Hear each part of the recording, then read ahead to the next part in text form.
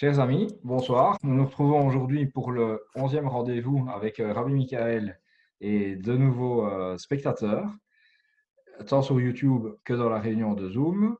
Il n'y aura pas aujourd'hui de diffusion en live YouTube, ce n'est que partie remise. Bientôt, nous émettrons à la fois sur YouTube, sur le site internet de canalisraël.com qui est désormais en ligne, ainsi que sur la page Facebook que vous pouvez déjà chercher Canal Israël officiel et liker, bien entendu. Aujourd'hui, nous avons tenu avec Rabbi Michael à aborder un sujet important puisque ce sujet concerne chaque Congolais. Le Congo, la RDC traverse actuellement une crise alimentaire terrible et nous voulions, puisque cette émission est consacrée tant à la spiritualité qu'aux moyens que nous avons de connecter la Bible et la vie de tous les jours, nous avons tenu avec Rabbi Michael aujourd'hui à vous présenter une des réussites de l'État d'Israël, une des méthodes qui a fait ses preuves pour sortir l'État d'Israël de la crise alimentaire et sanitaire dans laquelle elle était en 1948 à sa création. J'ai nommé le kibbutz. J'invite maintenant Rabbi Michael. En plus d'être rabbin, il est un spécialiste au niveau mondial, je dis bien au niveau mondial, du kibbutz religieux. Je l'invite maintenant à vous présenter la connexion qu'il nous a réservée aujourd'hui entre la Bible, le kibbutz et la République démocratique du Congo avec son potentiel. Rabbi Michael, bevakasha. Oui, merci. Shalom à tous et Shalom. à toutes. Mathilde, bonsoir. Shalom. Et alors, comme l'a dit Uri, nous allons parler du kibbutz. Alors, le kibbutz, pour ceux qui ont déjà entendu ce terme, c'est un terme qui fait rêver. Pour ceux qui n'ont pas encore entendu ce terme, c'est un terme qui va vous faire rêver. Le kibbutz, c'est en effet une des structures sociales, socio-économiques qui ont été imaginées par Israël avant même la création du pays, puisque le premier kibbutz d'Egania, au nord du pays, qui a été donc fondé au début du XXe siècle, eh bien, existe encore aujourd'hui, a été mis en place avant la création de l'État d'Israël en 1948. Et donc le kibbutz, c'est quelque chose qui, en Israël, est bien connu. C'est une structure, c'est une société, c'est un lieu qui a en fait été à la base du développement d'Israël. Le kibbutz, c'est une société, je dirais, qui a été pensée sur un mode idéal, mais qui a également des besoins très clairs et qui répond à une nécessité d'un moment et d'un lieu. Le kibbutz est une société qui a été donc pensée en Israël pour, avant tout, permettre aux différentes personnes qui arrivent en Israël, imaginez-vous au début du XXe siècle, des personnes arrivent des quatre coins du monde, veulent s'installer sur la terre promise, veulent concrétiser l'idéal des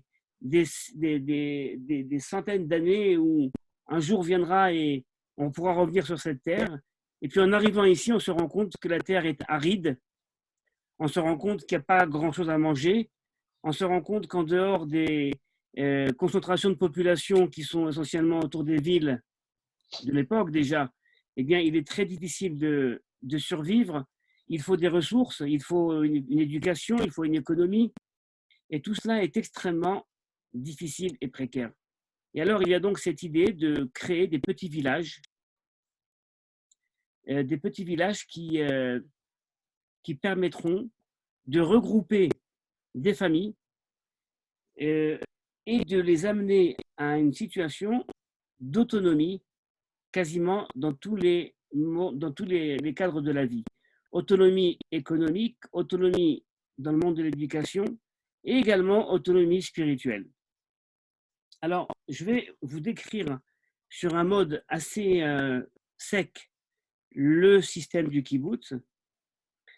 Ensuite, je vous montrerai quelques images de kibbutz en Israël. Et l'idée, c'est ensuite d'avoir un débat sur la possibilité de dupliquer le modèle kibbutz israélien en RDC. C'est-à-dire que l'idée, en fait, est une idée non pas de copier-coller, mais de réfléchir à un modèle social qui s'est inspiré de quelque chose de profondément juif dans sa version socialiste et qui, en fait, a été, on va dire, une réussite. En Israël, on a aujourd'hui environ 250 kibbutz aux quatre coins du pays. Les kibbutz ont été fondés avant tout dans les endroits qui étaient les plus délaissés, les plus difficiles à aménager, évidemment.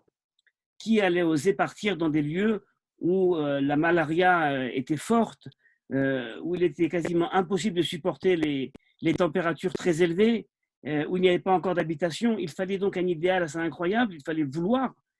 Et puis, donc 250 kibbutz, plus de 250 kibbutz dans ce pays. Et ces kibbutz ont fondé Israël, tant au niveau de l'économie qu'au niveau de l'agriculture, donc de l'indépendance alimentaire, mais également au niveau de la création de ce qu'on appelle des élites servantes. Une élite servante, c'est-à-dire ce sont des personnes qui sont éduquées au sein du kibbutz avec une éducation telle, et j'en dirai quelques mots plus tard, que ces personnes-là sont, on va dire, à la pointe de ce qu'on peut faire en matière d'éducation et sont très motivées pour ensuite sortir de leur kibbutz et aller donner du bien, faire du bien aux alentours. Donc, vous voyez, ce n'est pas uniquement un projet qui est, je dirais, centré autour de lui-même, c'est un projet véritablement qui a pour justification, comme auto-justification, le développement d'un lieu beaucoup plus grand. Alors, commençons. Le kibbutz, c'est 3 cercles qui vont se rencontrer, 3 dimensions qui vont se rencontrer. La première dimension, c'est la dimension d'une société, des personnes qui décident de vivre ensemble, c'est-à-dire de mutualiser certaines données. Quoi, par exemple? Eh bien, ensemble, on pourra mieux faire. Par exemple, ensemble, on pourra travailler plus longtemps et on pourra laisser nos enfants à l'école et on pourra laisser nos enfants dans un système d'éducation non formel plus tard. Ensemble, on pourra mieux faire. C'est un principe, on va dire, élémentaire. Lorsqu'on est seul, on peut faire 1. Lorsqu'on est 2, on peut faire 3. Vous voyez, donc quelque part, c'est une idée de mutualiser nos forces, mutualiser nos capacités et surtout d'arriver à créer une société au niveau des compétences où il y a en fait des services qui sont dispensés de l'un à l'autre. Par exemple, je vais être très clair. Par exemple, moi, je suis enseignant. Je suis enseignant, je suis donc capable de prendre une classe d'enfants de différents âges et de leur inculquer différentes matières, tant des matières, on va dire des disciplines scolaires, mais également des matières qui sont liées à la vie de la nature, à la vie de la terre. Et puis, par contre, j'ai mon voisin qui, lui, est agriculteur. Donc, lui, évidemment, il va aller travailler la terre. Et puis, son voisin, lui, c'est un vendeur. Et puis, il y a encore une autre personne qui est là et puis qui lui, est plombier. Et puis, son voisin, c'est un médecin. Et donc, l'idée, c'est que chacun va donner ce qu'il peut selon ses capacités et chacun recevra selon ses besoins. Et tout sur un mode qui est quasiment celui du troc. C'est-à-dire que moi, je vais enseigner, évidemment, gratuitement, et l'agriculteur va travailler, et le plombier, et voyez, l'électricien, et ainsi de suite. En fait, on crée une société au sein de laquelle il y a tous les corps de métier qui vont nous permettre de vivre quasiment dans une autonomie et de donner les meilleurs services au sein de cette communauté. Vous voyez, c'est un principe qui est quand même assez incroyable. Alors, je vais vous donner un exemple. Moi, j'ai vécu pendant pas mal d'années dans un kibbutz et un jour, j'ai reçu un coup de téléphone d'un monsieur, sûrement très bien intentionné, qui me dit « J'aimerais bien intégrer votre kibbutz ». Alors, je lui fais « Mais pourquoi pas? Qu'avez-vous à proposer à la communauté ?» Alors, il me dit « Écoutez, moi, j'ai tout à vous proposer. Je suis médecin, je suis également, je sais tirer à l'arme, et puis je connais aussi la médecine non conventionnelle, je suis menuisier. En bref, vous avez tous les intérêts du monde à m'accepter. » Alors je lui ai dit, vous êtes bien gentil, on n'a pas besoin de vous. Et alors il était étonné. Pourquoi? Ben, je dis parce que vous savez, on ne nous a pas attendu pour avoir un médecin et pour avoir un menuisier, parce que si on avait attendu quelqu'un après tellement longtemps, eh ben, on n'aurait pas pu survivre. Donc, vous voyez que le principe, en fait, c'est un principe de mutualiser nos connaissances, nos compétences, et enfin de créer cette société où les enfants également seront pris en main dès le plus jeune âge, avec une éducation qui a été celle du monde du kibbutz, c'est-à-dire de mettre les enfants dans des situations réelles ou quasi réelles où ils doivent développer l'innovation, en travailler en groupe chaque petite semaine. Et on pourra peut-être en parler une prochaine fois, mais il y a tout un modèle d'éducation à la kibbutz, qui est un modèle incroyable, qui a été développé par une dame qui est aujourd'hui centenaire et qui s'appelle Malka Haas, et qui a vraiment fait un travail extraordinaire sur le développement de l'enfant. Et donc, tout fait que cet enfant-là, qui va évidemment partir à l'école, mais une école qui va être prise en main par les membres du kibbutz, ça va être gratuit. Cet enfant va ensuite partir, évidemment, à faire de la musique s'il le souhaite, ou à apprendre quelque chose. Les cours vont être également gratuits, puisque mutualisés par tous les membres du kibbutz. D'accord. Si cet enfant a des besoins particuliers, il a besoin d'aller voir quelqu'un qui va peut-être l'aider, le booster. Eh bien, ça fait partie également du système. Le principe est très simple, c'est que tous les besoins des membres du kibbutz doivent être couverts par le kibbutz. Les besoins d'éducation, écoutez bien, les besoins également de santé. D'accord. Les membres du kibbutz sont couverts d'une couverture médicale absolue, assurance absolue, puisqu'on donne toute notre force de travail, on doit donc recevoir tout ce qu'on peut recevoir. Il y a au sein du kibbutz des activités de culture, il y a des activités sociales, il y a évidemment le fameux, je le dis en hébreu, Hadar Ochel, c'est-à-dire la salle à manger. Alors ça, c'est sur le mode plus socialiste, collectiviste, c'est-à-dire en fait que pour pouvoir manger plus rapidement et permettre une pause de travail assez effective, tout le monde mange en même temps et au même moment. Il y a donc une salle à manger où les enfants viennent manger à certaines heures, les parents viennent manger à certaines heures. Il y a une nourriture qui est évidemment bonne pour tout le monde. Personne n'a faim. Au kibbutz, personne n'a faim. Il n'y a pas de chômage. Il n'y a pas de pauvreté, puisque tout le monde est employé dans une branche qui va donner bien, qui va donc donner ce que le kibbutz a besoin. Cette idée de base que chacun donne selon ses moyens et reçoit selon ses besoins, je crois qu'elle a en effet des consonances bibliques. C'est-à-dire que l'idée, c'est que tout le monde a le droit au service élémentaire. Personne ne peut, on va dire, se targuer de ne pas permettre à son prochain de ne pas avoir d'éducation, de ne pas avoir à manger, de ne pas avoir, voyez, un équilibre. C'est quelque chose qui est fondamental. Je crois que c'est basé, et dans la littérature des kibbutz, le terme est ramené, c'est basé sur l'idée que l'homme est créé à l'image de Dieu. Et puisque l'homme est créé à l'image de Dieu, eh bien, il faut le respecter. Et lui-même doit également faire véhiculer cette idée. Donc ça, c'est pour vous dire sur un pied l'idée de la société. Le deuxième pôle du kibbutz, c'est le pôle qui nous parle, vous avez compris, de l'économie, parce qu'il faut bien vivre. Alors, comment cette société, qui a des besoins, donc qui coûte, il faut payer tout ça, comment cette société va en fait créer une masse économique qui va lui permettre de s'auto-subventionner? Alors, cette société, évidemment, comme je l'ai dit, va devoir se concentrer sur les compétences qui sont les siennes. Si, par exemple, on parle d'agriculture, et les kibbutz en Israël ont quasiment tous été développés sur les bases d'agriculture. Évidemment, on avait des champs, on avait besoin d'avoir cette fameuse autonomie alimentaire. Et donc, il y a, on va dire, le travail agricole. Le travail agricole se fait. Il y a donc cette donnée-là. Il y a une mutualisation, encore une fois, des machines, parce qu'on n'est pas obligé d'acheter toutes les machines pour chaque agriculteur. Il y a donc des machines qui vont servir aux différentes cultures, peut-être même être partagées entre les différents kibbutz qui vont s'installer à différents endroits, pas trop loin du territoire.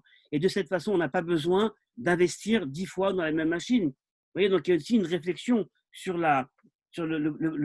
va dire la façon de faire une économie sur les dépenses premières. Cette économie-là va nous dire en fait qu'il y a une caisse centrale. Il y a on va dire, le domaine d'activité qui peut être agricole, mais qui peut être également dans le high-tech, dans l'innovation high-tech. Vous allez voir dans quelques minutes quelques petits films justement de kibbutz encore aujourd'hui.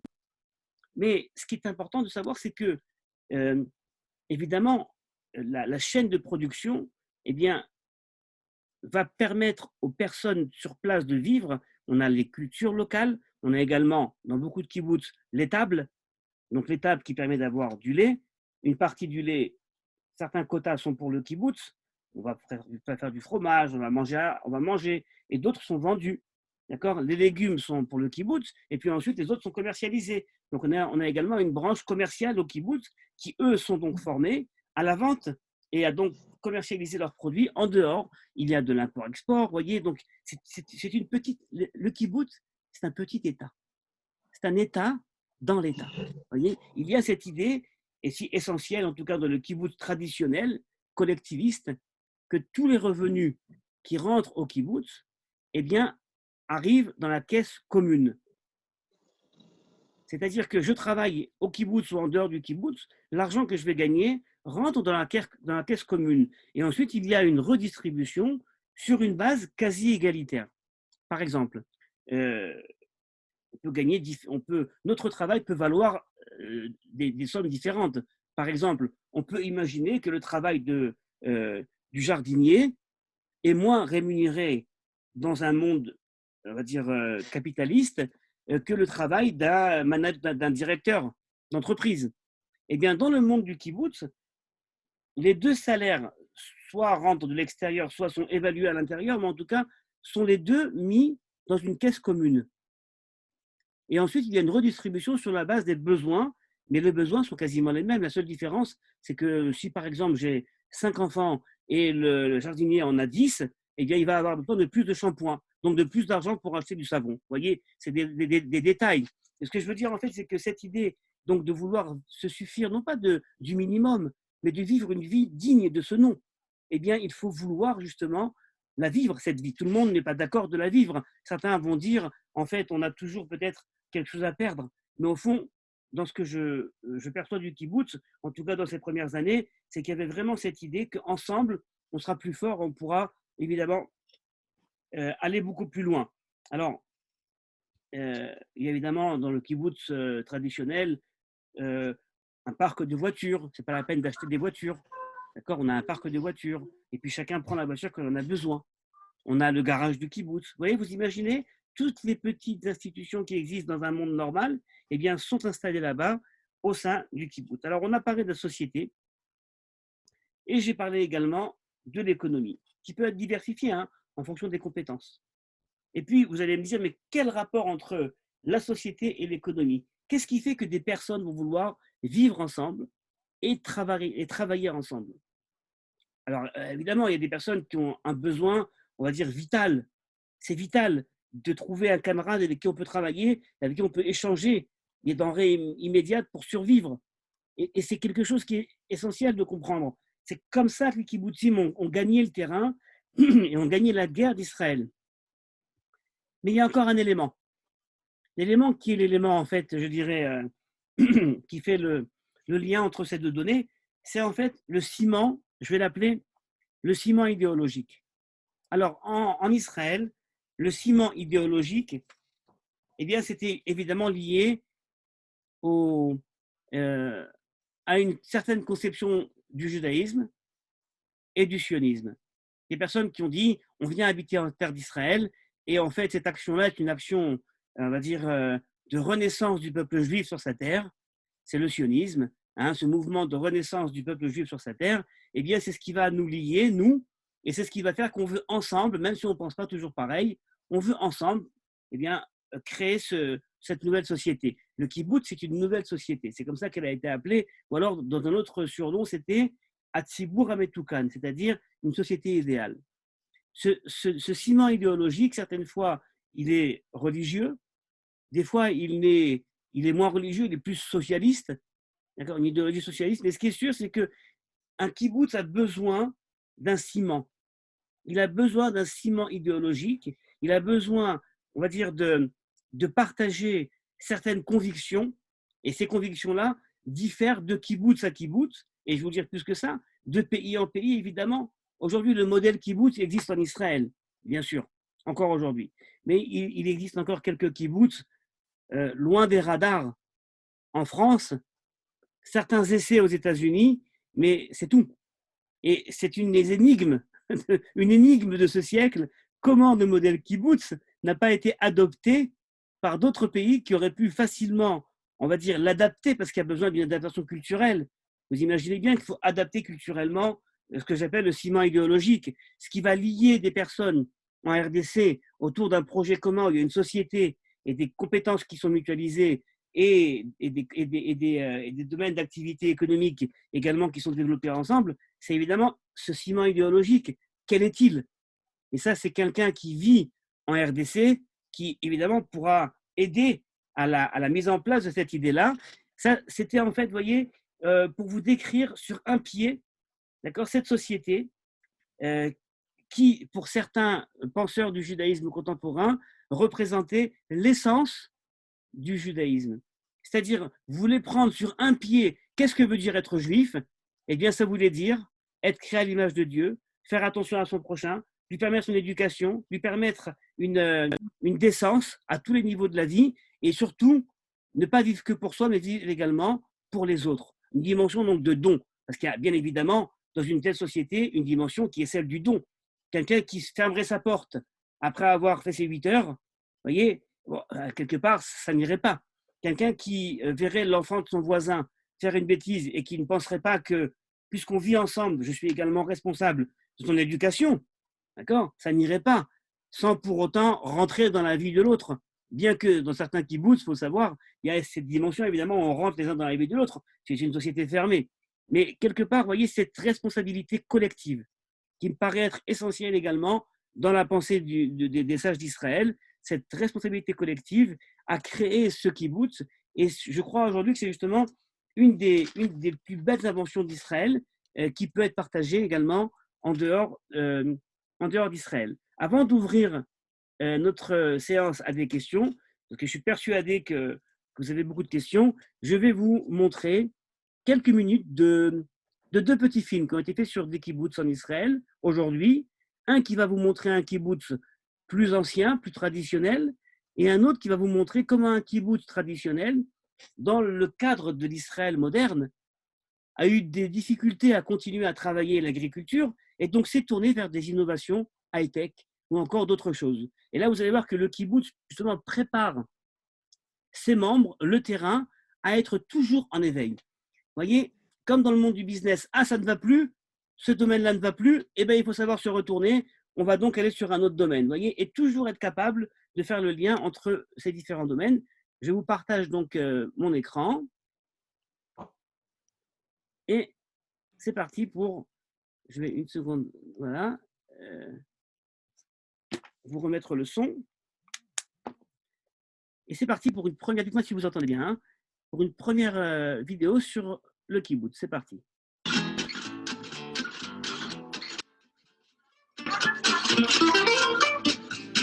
C'est un plat à base de veau, un plat cuisiné à base de veau. Mais la possibilité, c'est il y a du poulet sous 2 formes, il y a du poisson, il y a des plats végétariens. Nous aurions pu être dans un réfectoire d'entreprise, mais nous sommes au kibbutz Bar-Am, à la frontière avec le Liban. Et Yal vit ici depuis 46 ans. Aux yeux d'un vieux comme moi, la salle à manger, ça reste le centre du kibbutz. Comme on fait des pauses d'une demi-heure pour le petit déjeuner et pour le déjeuner, on n'a pas le temps de rentrer à la maison se préparer à manger. Et Yal fait partie des irréductibles, qui souhaitent plus que tout vivre selon le modèle collectiviste. Un modèle qui attire encore aujourd'hui de nombreux volontaires étrangers. Manuel a 18 ans, venu d'Espagne, il travaille dans l'usine d'emballage de pommes du kibbutz. On rencontre tellement de gens qui viennent de pays différents et on découvre tellement de cultures. C'est vraiment bien ici. Je ne suis pas venu ici pour l'idéologie politique, mais je commence peu à peu à la découvrir.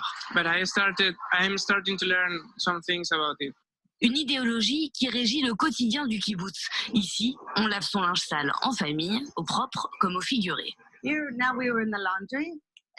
on est dans la laverie. Au kibbutz, on s'occupe de faire votre linge. En une semaine, vous récupérez tout bien propre et repassé dans votre casier. ce qui est pratique pour beaucoup de monde. Osnat est l'une des membres du personnel qui s'en occupe. Elle fait en sorte que ce soit bien fait. Le fait de donner son linge, qui est un bien individuel, au sein d'un groupe, donne un sentiment d'appartenance à la communauté. Laurie est responsable des volontaires. Américaine, elle est venue au kibbutz pour vivre une courte expérience il y a plus de 35 ans. Mais ses plans ont été bouleversés par une rencontre, celle d'Amir, né au kibbutz. Ils sont aujourd'hui mariés et parents de 3 enfants, ici, à Baram. C'est une société unique. Ce qui me plaît en règle générale, c'est l'incroyable solidarité qui règne entre les individus. Chacun se sent responsable vis-à-vis de l'autre.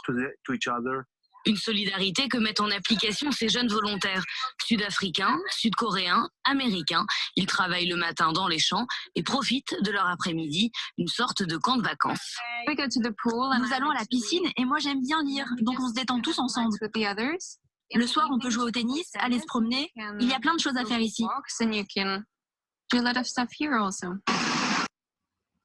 En Israël, l'économie des kibbutz représente 10% de l'activité industrielle du pays et plus de 40% de l'activité agricole pour une population d'à peine 3% des Israéliens. Ok. Bien, donc on a vu en fait ce premier petit film. En fait, je propose à partir de maintenant d'ouvrir les micros et s'il y a besoin, je vous montrerai le deuxième film. En fait, le deuxième film nous montre un kibbutz où il y a une innovation concernant une nouvelle culture de cannabis médical. Vous voyez, c'est comment certaines fois des champs devenus ou des serres devenus vides ont été récupérés pour un projet qui aujourd'hui se développe à l'échelle mondiale et hop, ils ont réussi à comprendre le besoin et essayer d'y répondre. Évidemment, ils répondent à un besoin qui va être j'imagine, assez écouté. Voilà mes amis, pour cette présentation succincte du kibbutz. Et c'est maintenant que je profite d'abord pour dire bonjour à tous ceux qui se sont joints à nous durant ces 20 minutes et évidemment vous inviter à réagir, à donner des remarques et des questions. À vous la parole.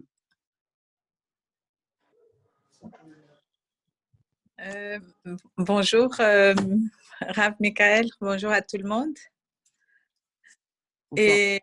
Bonsoir. Et alors du coup, j'ai regardé un peu le kibbutz, c'est quelque chose qui m'intéresse beaucoup.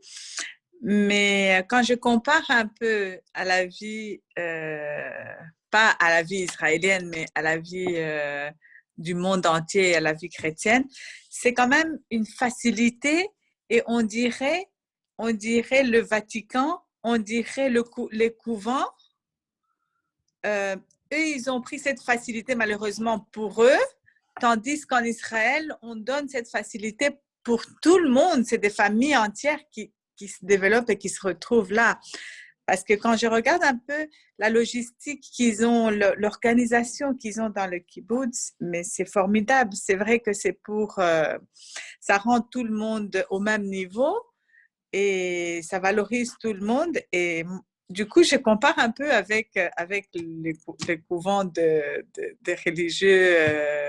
religieux catholiques, si vous voulez. Moi, je ne le suis pas, mais j'ai grandi quand même avec eux, je vis avec eux. On dirait que c'est ça, mais ça priorise seulement une petite classe, que des prêtres et des sœurs. Tandis qu'ici, ça aide tout le monde. C'est un peu le Vatican, je ne sais pas. Ah, Mathilde, j'aimerais dire que je vais vous faire une petite Mathilde, je vais vous faire une petite confession. Oui.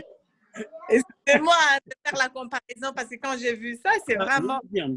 Alors, bon, moi, je connais bien l'univers du kibbutz pour y avoir vécu, l'avoir réfléchi et j'ai écrit là-dessus plusieurs ouvrages. Et puis, j'ai un ami chrétien qui est venu un Shabbat nous voir. Et alors, c'est quelqu'un qui a vécu pendant 30 ans dans un monastère. Et alors, il vient au kibbutz et il me dit, mais dis-moi, l'organisation du kibbutz, c'est la vie en fait monastère. Mais oui. Alors, je lui ai dit, comment? Et là, il m'a offert un petit livre. Oui.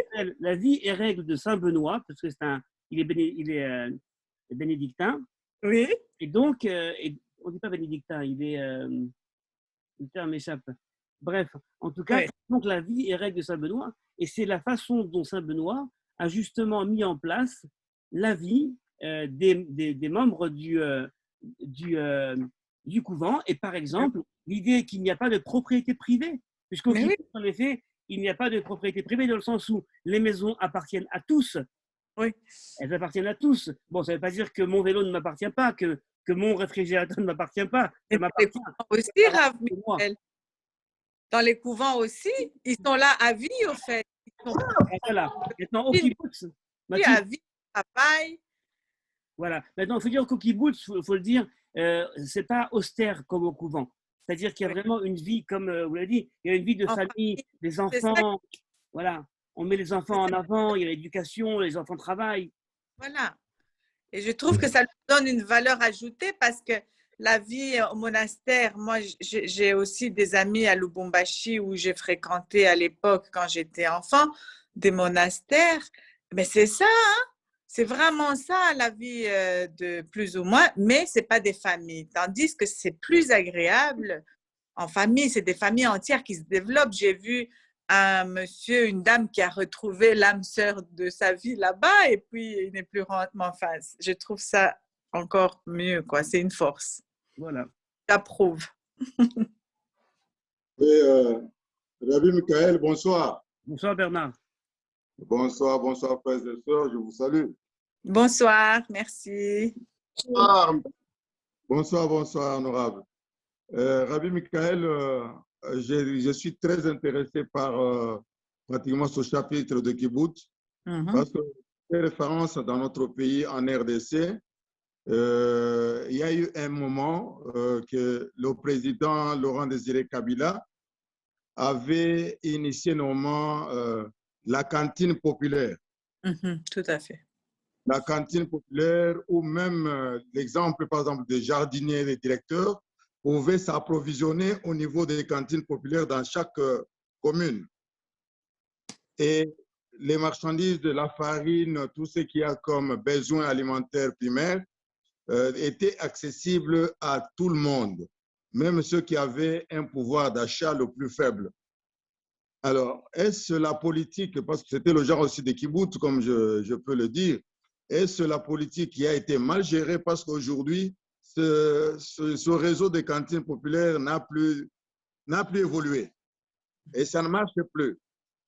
Il y a aussi le truc de Kanyama KCC où on est en train de ramasser tous les jeunes désœuvrés pour les ramener normalement dans les champs collectifs anciens en train de produire du maïs. Et le maïs dans la province du Olomami, et le maïs qui est aussi pratiquement servi dans toutes les autres provinces voisines et même au niveau de Kinshasa.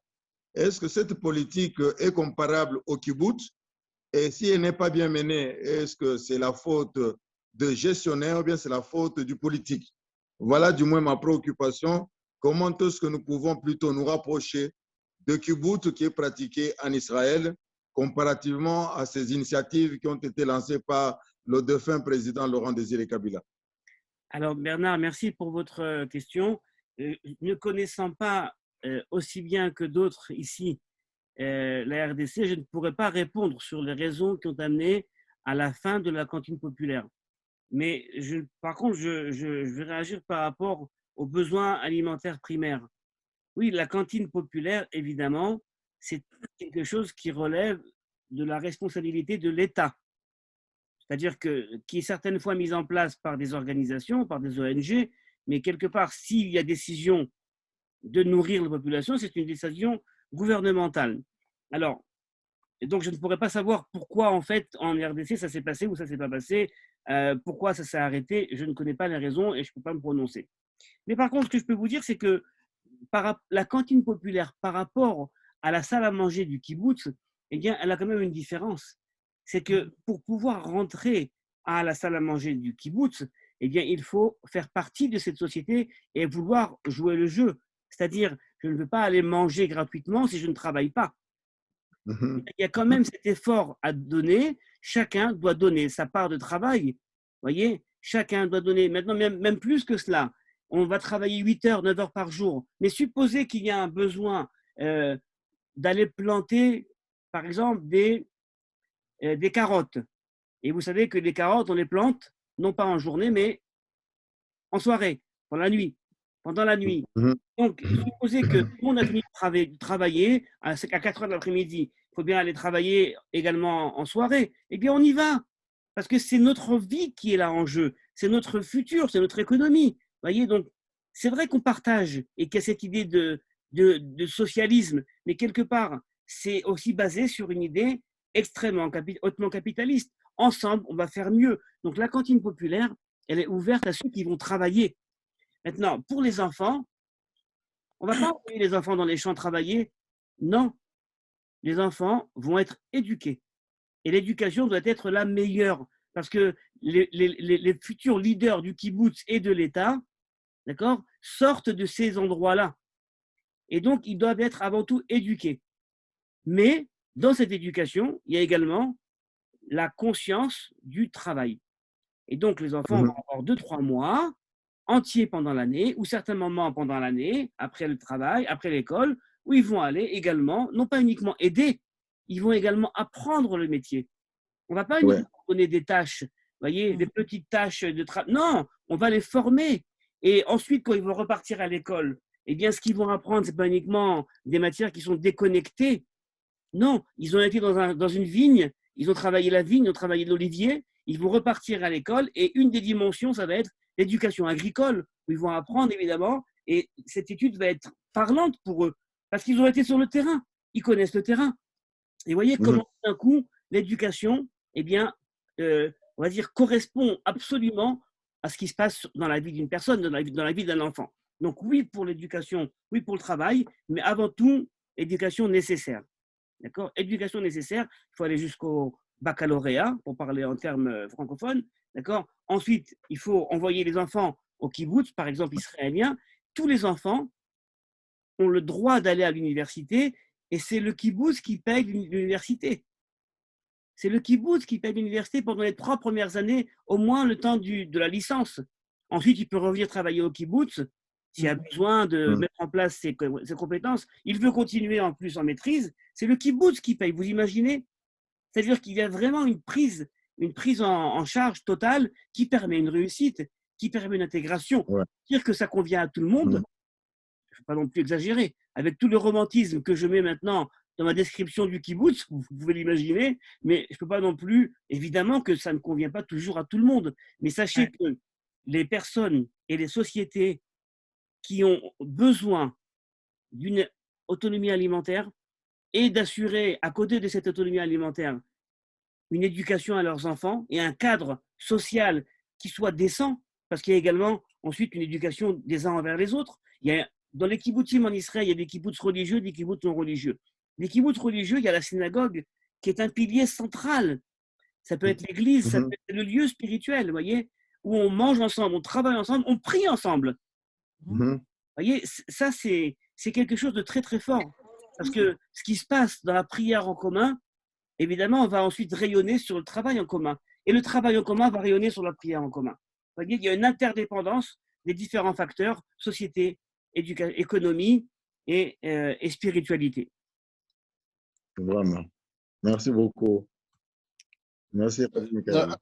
Je voulais aussi poser quelques questions, mais je suis en train de me poser beaucoup de questions d'abord sur la transposition du kibbutz en RDC. Il faut peut-être voir comment il faut le contextualiser. C'est ainsi que je voulais d'abord, avant de poser des questions, parler de ce que j'ai appris une fois. C'est dans un parti politique, le parti lumumbiste, avec un des pères de notre indépendance, Lumumba, Antoine Gizenga.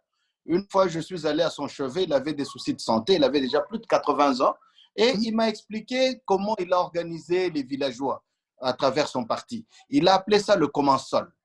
En fait, c'est un champ communautaire. Dans le village, chacun fait son champ chez lui. Il a un champ privé. Mais vous êtes obligé, chaque famille va à un espace où il y a un champ communautaire et on vous donne un espace. Vous travaillez, vous devez venir vous planter, vous viendrez sarcler, vous viendrez récolter. Et toute la récolte est mise à un seul endroit. On vend et avec cet argent, on essaie de subvenir aux besoins sociaux de la communauté. je me suis dit, quand je suivais l'explication, je me suis dit, bon, avec nos villages, voilà un exemple d'un kibbutz, peut-être qu'il faut maintenant, à partir de cette organisation, pouvoir l'améliorer. Mais j'avais 2-3 questions. La première question, lorsque je vois l'organisation du kibbutz, je me pose la question, qu'est-ce qui différencie ce kibbutz-là du communisme qu'on a vécu en URSS ou en Russie? Du kolkhoz ou des sovkhozes. Ouais. Ou au Cuba. Oui, au Cuba, oui. Deuxièmement, est-ce qu'il faut combien? Il y a un numerus clausus, un nombre requis de familles ou de personnes pour constituer un kibbutz, ou alors c'est tout un village qui constitue à ce moment-là le kibbutz. Ensuite, j'ai vu des infrastructures. Ce sont des grandes infrastructures. Quand je vois la laverie, quand je vois qui construit ces infrastructures, est-ce l'État ou les gens commencent par se cotiser et construisent ces infrastructures? Parce que tout tourne autour de ces grandes infrastructures de base. Alors, merci Félix pour toutes ces questions. Alors, la grande différence entre ce qu'on a connu en URSS et le kibbutz, bien sûr que le kibbutz, vous l'avez bien compris, est d'inspiration évidemment communiste, parce qu'on ne peut pas ne pas voir le lien entre les deux. D'accord, il y avait un lien évidemment, mais ça a été ensuite réinvesti par des significations juives et sionistes. Mais il y a évidemment, mais la différence elle est là, c'est que le kibbutz a à sa source un concept fondamental qui est la démocratie. Tous les samedis soirs, les membres du kibbutz se réunissent et votent à main levée ce qui doit être décidé pour le kibbutz. Évidemment, la démocratie, c'est extraordinaire, mais il ne faut pas non plus laisser le droit à des personnes qui ne connaissent rien de voter dans certains domaines. Par exemple, s'il y a des décisions économiques à prendre, on ne va pas demander à tout un chacun de voter. Mais par contre, il y a des commissions, par exemple une commission économique qui va être nommée, qui est composée de différents membres du kibbutz, dont des spécialistes de l'économie, de la société, voyez, qui vont proposer, avec cette somme d'argent, qu'est-ce qu'on peut faire. Et 3 solutions qui sont les 3 axes, on va dire, bien vérifiées.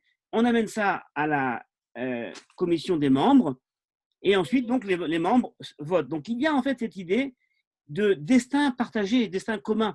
Personne n'est là pour décider pour les autres. Donc, on n'est pas du tout dans un système dictatorial qui peut au bout finir par écraser les membres et les faire taire. À la base, au niveau de l'idée, c'est donc hautement démocratique. C'est la différence essentielle, où chacun a sa place, chacun est important. Félix, concernant la deuxième question, est-ce que pour faire un kibbutz, il y a un minimum de personnes requises? Alors, c'est une bonne question parce qu'en vérité, je crois que les kibbutz ont eu 2 périodes. On a eu d'abord la période des kibbutz, c'est-à-dire le premier noyau, on va dire, c'était environ 20 personnes qui venaient, qui s'installaient, et puis c'était extrêmement difficile. Ils vivaient sous des tentes, ils travaillaient énormément, et puis peu à peu, il y a des enfants qui sont nés. Le kibbutz s'est agrandi, et aujourd'hui, on voit donc des kibbutz très grands, et ce n'est pas du tout la même logique, un petit kibbutz qu'un grand kibbutz, au niveau des dépenses, au niveau des… Vous imaginez bien que le kibbutz où j'ai habité, par an, ne serait-ce que pour financer la vie des membres, ça coûtait 25 millions de shekels. C'est-à-dire à peu près, combien ça nous fait en euros? 7 millions d'euros. À peu près 7 millions d'euros. Vous voyez, c'est quand même que pour financer la vie des 200 familles. Vous voyez, pour ça, il faut donc avoir des entrées qui soient au moins équivalentes à cela. Donc, qu'un kibbutz, en fait, doit toujours faire le calcul du nombre de membres en fonction des entrées et des sorties. Excusez-moi de le dire comme ça, hein, c'est une société idéale, mais c'est un business. C'est une façon de vivre et donc ça doit se gérer comme comme une entreprise. Concernant les infrastructures, Philippe, alors les infrastructures, une grande partie des kibbutz en Israël ont eu le privilège d'être aidés par l'État. L'État a compris que ces structures-là de kibbutz qui étaient en fait implantées partout, d'accord, étaient cruciales, pour la prise de position sur le territoire, et 2, pour permettre la vie de ces des nouveaux immigrants. Parce que sinon, ils ne sont pas restés. S'il n'y a pas à manger, on part. Voyez, et donc, quelque part, il y a eu un premier investissement de la part de l'État. D'accord, certaines fois, c'était sous forme de dons. Certaines fois, c'était sous forme de prêts. D'accord, qui font que les kibbutz ont réussi à se mettre en place peu à peu. D'accord, et ensuite, donc, eh bien, peuvent s'autofinancer, même au niveau de la construction. C'est pareil pour les maisons. Au début, on commence avec des petites maisons. Les maisons s'agrandissent. Il y a plus de budget. On peut construire une autre chambre. On peut faire une autre salle à manger. Vous voyez, c'est vraiment, on va dire, ça doit être géré par des personnes qui savent c'est quoi la gestion. Vous voyez, il faut vraiment des personnes de compétences diverses, de grandes compétences. Ouais. Ouais. C'est très bien. Est-ce que les questions sont épuisées pour le moment? Non, moi j'avais une question là. Emmanuel. Oui, en suivant les explications, le kibbutz s'est organisé comme une coopérative. Et vous connaissez bien le pays, vous personnellement, Audi. Comment on peut dupliquer ce modèle de kibbutz dans la société congolaise pour que ça profite à l'agriculture congolaise? Ça, c'est la première question. La deuxième, qui complète toujours la première, sans l'appui de l'État, parce que tout repose sur l'État, comment le secteur privé peut aider les producteurs congolais à pouvoir, en réalité, se prendre en charge pour pouvoir arriver à améliorer leurs conditions de vie. Parce que ce soit, comme l'a dit notre sœur, les religieux, les kibbutz en Israël, tout reposait sur une fondation. Et là, en RDC, on n'a pas de fondation, on n'a pas d'accompagnement de l'État. Comment nous pouvons dupliquer ça en RDC? Alors, merci Emmanuel pour ces questions. Alors, tout d'abord, je vais être, on va dire, je peux pas vous vendre un lapin, sortir un lapin de la poche, vous voyez. C'est-à-dire qu'il faut faire un état des lieux pour bien comprendre les besoins sur le terrain en RDC, pour véritablement arriver à comprendre au niveau de ces trois cercles que j'ai décrits, société, économie et ciment idéologique, qu'est-ce qui, en RDC, peut permettre d'instaurer ce système. Ce que je veux vous dire, c'est que je vous ai décrit en fait une structure, d'accord? Société, économie et ciment idéologique. Si une de ces données n'existe pas, ou alors n'est plus en interaction avec les autres données, à mon sens, le kibbutz ne peut pas exister, ou en tout cas aura du mal à exister. Et donc, il faut être sur place pour vraiment comprendre qu'est-ce qui va fédérer un groupe de personnes pour ensemble vouloir créer cette chose-là. D'accord? Ça, c'est déjà, donc, comment dupliquer? On ne peut pas dupliquer. Il y a toujours une adaptation culturelle aux lieux, aux cultures. Ça, c'est quelque chose qu'il faut donc... mais par contre, je peux vous dire, si je dois répondre sur un mode positif, on doit venir demain matin avec Ouri pour faire un état des lieux et essayer de comprendre véritablement qu'est-ce qui peut se faire sur le terrain pour penser à un kibbutz congolais et non pas un kibbutz israélien au Congo. Au Congo, un kibbutz véritablement congolais. Ça, c'est un. Maintenant, dès lors qu'il n'y a pas d'aide de l'État, est-ce que le secteur privé peut à lui seul, on va dire, être à même de financer les mises en place des infrastructures du kibbutz? Ça me paraît difficile. Mais enfin, peut-être qu'Ouri, sur ce point-là, tu as d'autres réflexions. En tout cas, ça me paraît difficile d'entamer un projet d'une telle envergure qui va pas uniquement, vous voyez, qui a un impact, un potentiel incroyable sur un bon nombre de familles, de personnes au Congo, sur les générations à venir, la formation des nouveaux leaders, des prochains leaders. Ça me paraît un peu difficile d'imaginer que l'État soit absent d'une telle initiative. Je peux? Oui, excusez. Voilà. Donc, je voulais aussi répondre un peu à Emmanuel. Emmanuel, c'est une très, très, très belle question que vous posez. Donc, concernant le pays, le Congo, parce que moi, je suis alvenalve, hein, je suis juive et à moitié congolaise. Hein. Donc, concernant, les deux sont mes pays. Je suis chez moi partout. Donc, concernant le kibbutz au Congo, pour moi, je crois que dans la situation où notre pays se trouve, le kibbutz est quand même un bon souffle de... Allez, c'est quand même assez important. Ça peut nous aider. c'est un bon début. Pour moi, c'est faisable. Déjà, c'est très bien. C'est faisable avec l'État ou sans l'État. Parce que chez nous, l'État, des fois, peut suivre après. L'État, des fois, voit le modèle et puis il s'adapte. Évidemment qu'il faut venir sur place, comme dit Rabbin Michael, pour voir quels sont nos points forts et nos points faibles. Et alors ainsi travailler sur nos points faibles pour comprendre comment nous pouvons valoriser, implanter un kibbutz congolais selon la culture et selon la demande sur place. Évidemment, l'absence de... Au début, malheureusement, chez nous, on dirait que l'absence de l'État peut être là, mais très vite, l'État peut suivre, je crois. Oui, ben merci, c'est Ferdinand Minga. Oui. J'écoute tout ça avec beaucoup d'intérêt et les modèles tels qu'on nous le présente. Merci beaucoup. Effectivement, en suivant tous mes autres compatriotes prédécesseurs, peut-être que c'est la première fois que je regarde ces modèles-là, mais je le regarde, un modèle d'affaires économiques socio-religieux. C'est un petit peu du tout là-dedans. Partez en modèle RDC, une société qu'on connaît, nous qui sommes de la RDC, allons-nous se situer comme... D'abord, il faut commencer par créer une personne morale qui est-ce que c'est un ASBL? Est-ce que c'est un ONG? En partance, les choses vont être claires. L'accompagnement de l'État, comme tout le monde peut bien l'observer, l'État congolais, d'une façon générale, et d'ailleurs, pour avoir travaillé un petit peu avec l'État actuellement, les difficultés qu'ils ont, je ne dirais pas manque de volonté, mais un petit peu distrait, avec d'autres priorités qui sont autant importantes, ça il faut le reconnaître.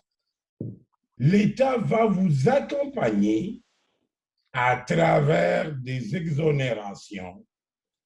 Il va peut-être enlever des exonérations, il va enlever les charges, par exemple, sur telle ou telle autre taxe pour commencer. La seule infrastructure de la RDC qui financerait un projet tel qu'on est là, on parle de la FPI. Jusqu'à quelle hauteur? C'est encore une question. Et d'ailleurs, le modèle FPI, il faut que tu mettes tout le temps quelque chose en garantie. Vous voudrez partir un modèle d'affaires, de développement, sans aucun asset. C'est des difficultés. Par contre, la réfléchir, de dire il faut partir en petite échelle. On le voit aujourd'hui, modèle développé en Israël, avec, je crois, après plusieurs années. Par contre, au Congo, c'est du working process. La compréhension mentale terrain, nous avons des entreprises au Congo, ce n'est pas du tout la même chose. On intègre un peu du coopérative là-dedans, la façon qu'on regarde, à rendre la personne autonome dans une parcelle donnée sa contribution. On a un petit peu un autre modèle aussi qui est entreprise d'économie parce qu'il faut quantifier les productions et il faut savoir où les écouler et créer de revenus pour partager tout ça. Fait qu'en quelque part, j'ai aimé la réponse d'ailleurs qui nous est venue du présentateur. On ne peut pas aller implanter un modèle comme ça au Congo en les copiant de l'extérieur. Il faut aller l'adapter. Que ce soit dans les milieux urbains ou ruraux, les réalités sont complètement différentes de l'Israël. La volonté, en Israël, aujourd'hui, on va parler de bénévolat ou dans l'Occident. Oubliez ça, du bénévolat en RDC. Donc, c'est un bénévolat, oui, je fais contribuer les communautés, mais à la fin, il faut faire un geste, petit soit-il, mais c'est un geste pour qu'ils en bénéficient parce que tout le monde est en manque, tout le monde est dans le besoin. Par contre, d'autres personnes qui sont à l'abri déjà d'un certain besoin social peuvent se permettre de se déplacer, d'avoir des supports. La question la plus importante pour moi, ça serait de partir un modèle congolais. Si on le dit, oui, il est faisable.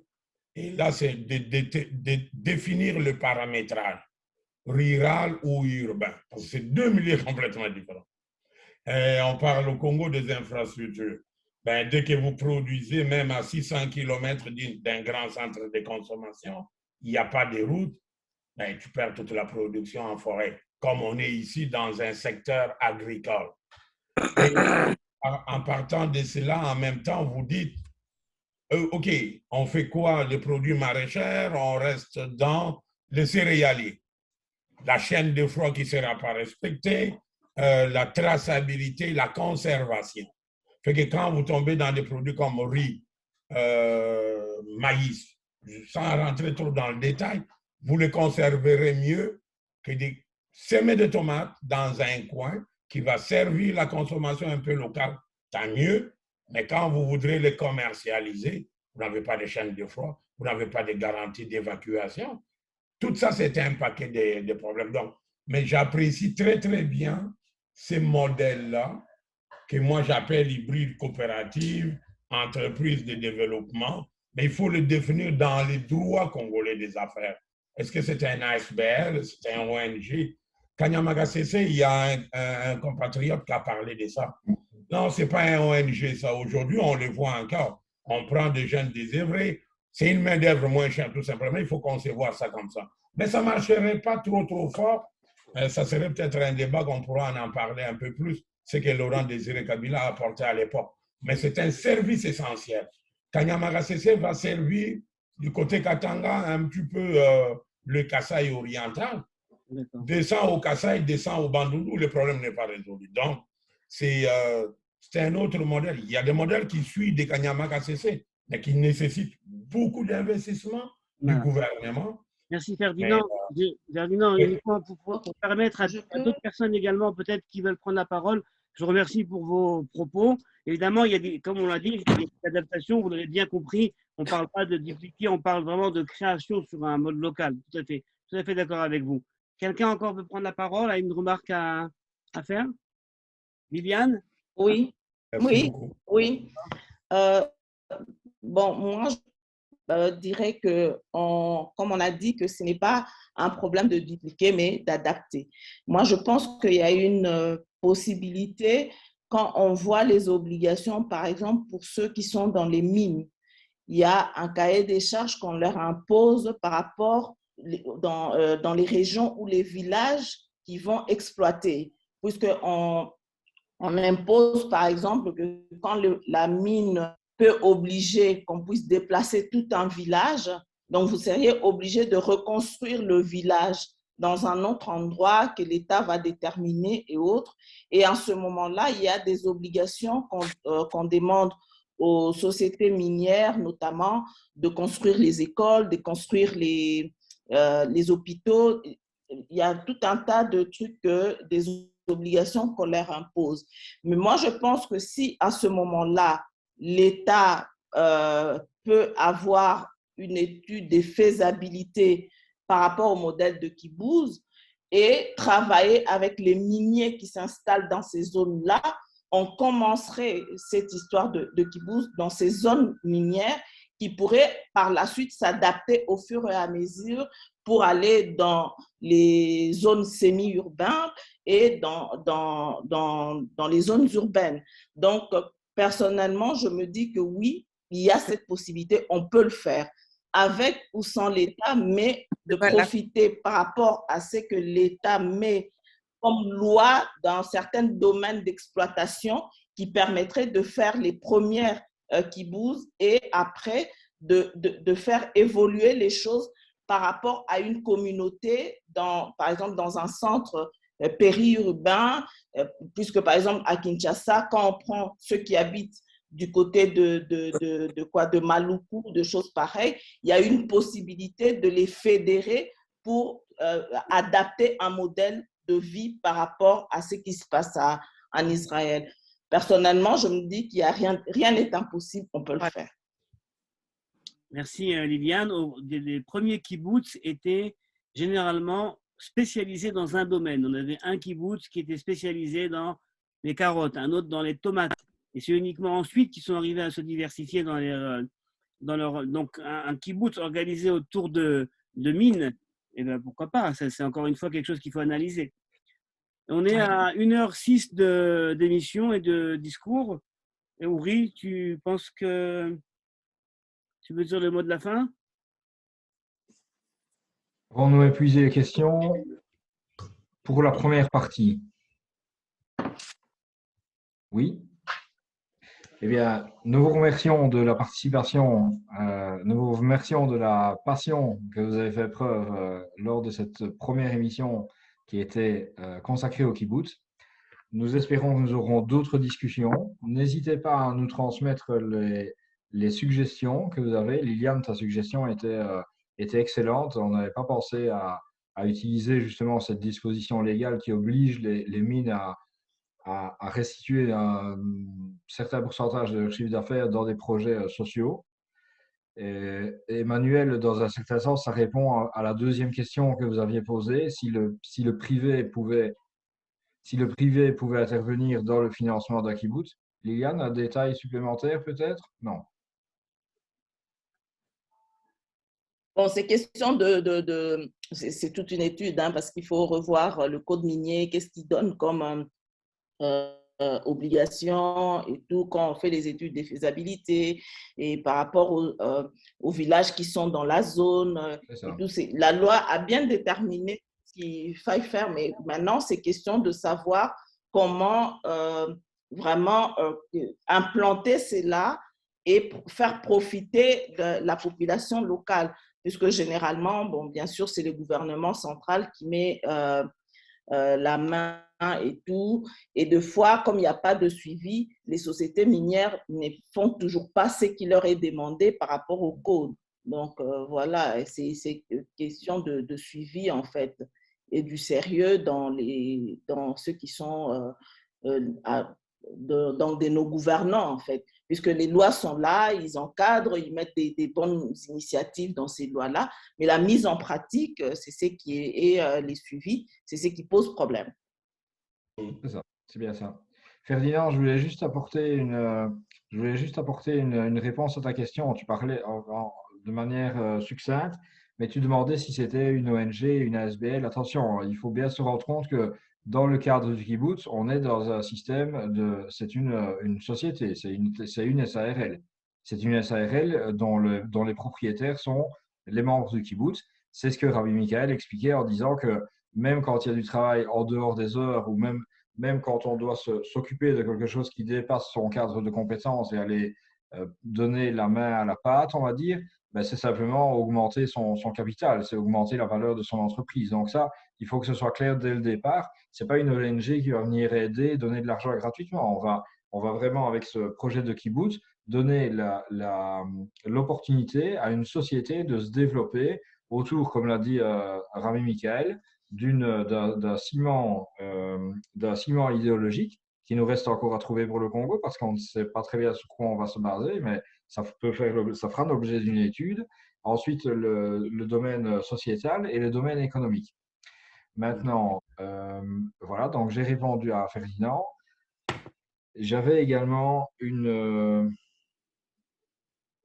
réponse pour Félix. On en parlera plus tard. On en parlera plus tard. Voilà, je pense que j'ai fait le tour. Rigaud, je pense qu'il faut voir l'émission et après donner un feedback. Diane, vous n'avez pas la tête de Diane, mais on vous accueille. On vous remercie de votre visite aujourd'hui. Et je pense que c'est le mot de la fin. N'hésitez pas à nous contacter pour les renseignements que vous pourriez souhaiter sur le kibbutz, directement à Rabbi Michael ou à moi. N'hésitez pas. Sachez qu'une page Facebook est en préparation. Les directs se feront dorénavant sur la page Facebook à la place de YouTube. Et nous avons également un groupe WhatsApp qui permettra de mieux communiquer avec vous. Et voilà, c'est le mot de la fin. Rabbi Michael.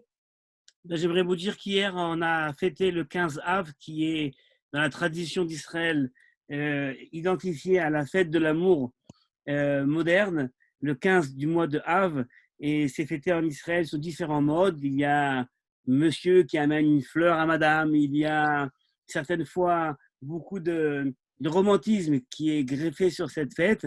Eh bien, moi, j'aimerais en profiter pour vous envoyer la bracha de Jérusalem et vous souhaiter d'aimer vos familles, d'aimer vos enfants, d'aimer vos conjoints, parce qu'au fond, c'est le début qui peut peut-être ensuite amener à un changement et d'aimer sa société, d'aimer son pays, d'aimer sa terre. Voilà, donc j'espère qu'on a ce soir proposé quelque chose qui vous fera réfléchir et peut-être pourra même évoluer dans un sens pratique. Voilà, chers amis. Merci. Michael, merci à tout le monde. Merci à tout le monde. Bonne soirée. Bye. Bye. Bye.